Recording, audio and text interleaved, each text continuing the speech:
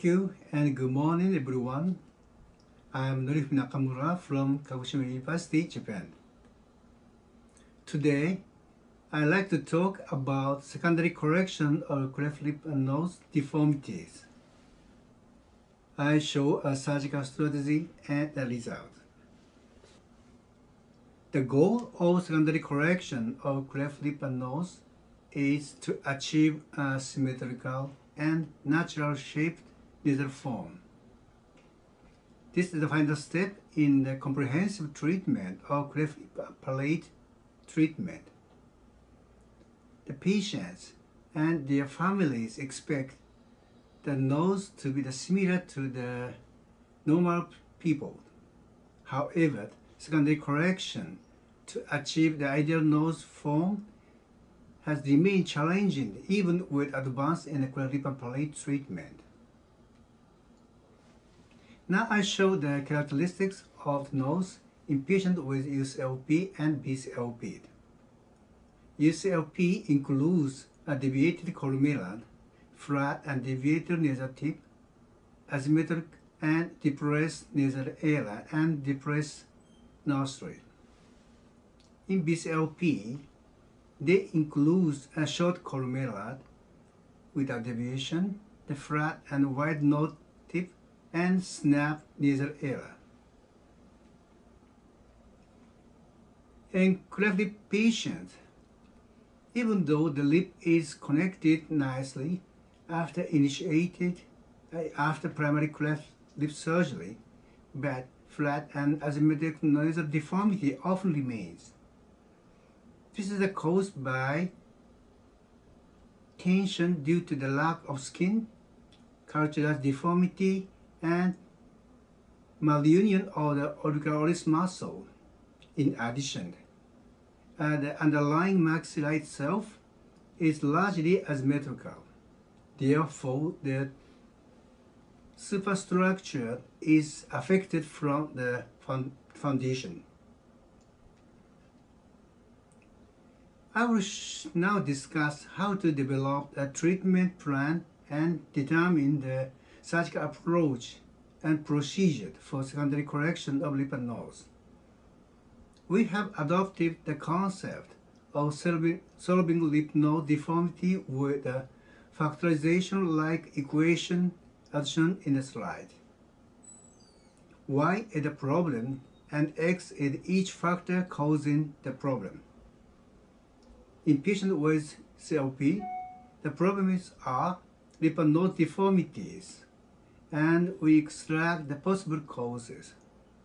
Each cause can be factorized into anatomical and pathological factors, and then we approach each anatomical and pathological abnormalities at operation. If each factor is close to zero, finally Y equals 0. That means the problem should be solved. The true factorization we learned in the school consisted of multiplying factors by multiplication. In this case, if one factor was 0, Y becomes 0. But in clinical practice, it is not multiplication, but addition. So, Kita-Harus Brusabar.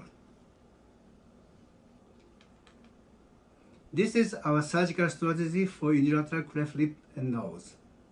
I'm sorry I showed the busy slides. We extracted the possible cause of the problem first. So the patient with UCL, the problem is lip and nose deformity, and possible cause are deviated columella, depressed and deviated nasal tip, wide and snap nasal area, and the deformity of the upper lip form. Each cause can be explained by anatomical and pathological factors, such as the deviated septal cartilage, deformed nasal cartilage, and tight nasal vestibule. And then we approach each anatomical and pathological abnormality at operation. To facilitate understanding of the abnormality, I describe UCL nose as a house built on a slope. The center pole corresponds to the septal cartilage, and the roof is the lower lateral cartilage. The pillar is the vestibule, and the ground is the maxillary bone.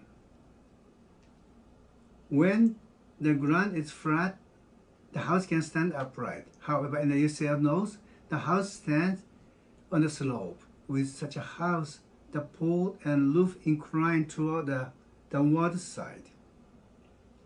To create a straight house, the center pole must stand upright in the center of the face. The roof should be advanced upwardly, and the pillar should be expanded. Therefore, we perform the secondary correction of UCL nose deformity with the following procedures. First, open rhinoplasty with a bilateral reversible incision, fixation of the nasal septum cartilage to the center of the face through the oral vestibular incision.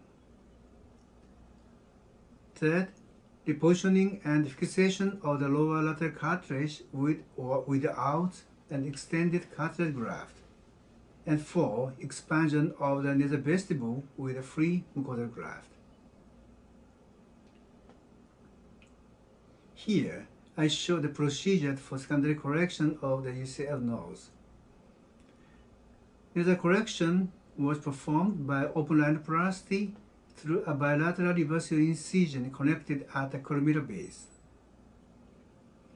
First, through the oral vestibular incision, the deviated septal cartilage was cut at the base and fixed to the bone hole produced in the center of the face with non-absorbable thread, nylon.